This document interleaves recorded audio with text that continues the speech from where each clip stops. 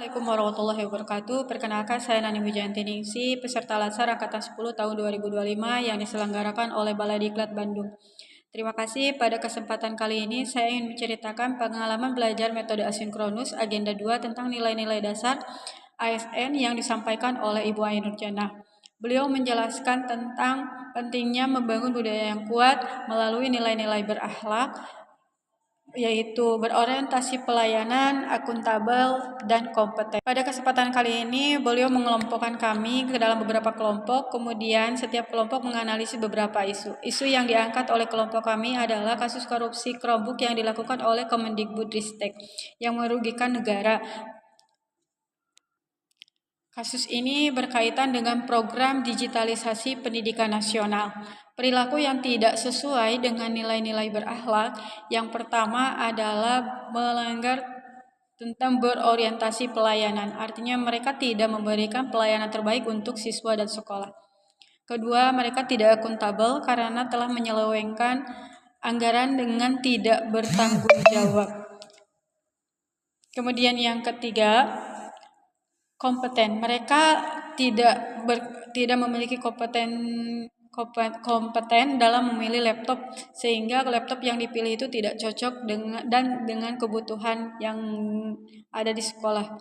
Kemudian mereka juga perilakunya itu tidak sesuai, adalah harmonis karena mengabaikan kondisi sekolah dengan tidak peduli terhadap kesulitan sekolah.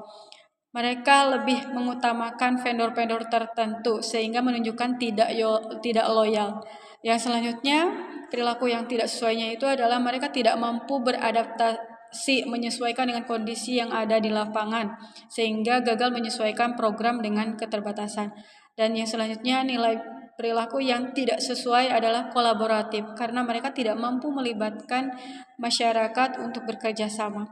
Dan hambatan yang terjadi adalah mengenai berorientasi pelayanan, yaitu lebih mementingkan kepentingan pribadi dibandingkan dengan kebutuhan siswa. Yang kedua, minimnya pengawasan dan transparansi dalam menggunakan dana, tentu ini menyalahi aturan akuntabel. Kemudian yang ketiga, kompeten. Perencanaan yang tidak berbasis data sehingga ASN tidak memahami kebutuhan real di lapangan. Mereka juga tidak mampu memperhatikan kondisi daerah sehingga terjadi kesenjangan. Tidak ada keharmonisan antar wilayah.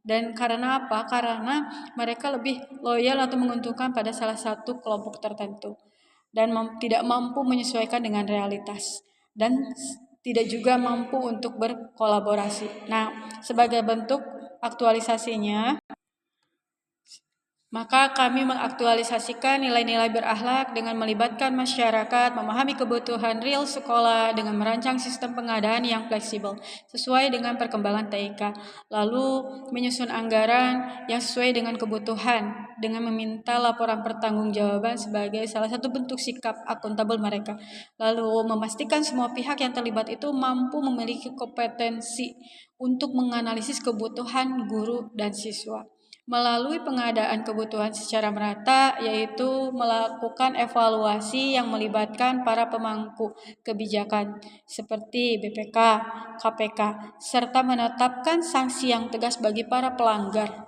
terutama pelanggar etika jabatan. Karena penting untuk para ASN itu memahami nilai-nilai dasar.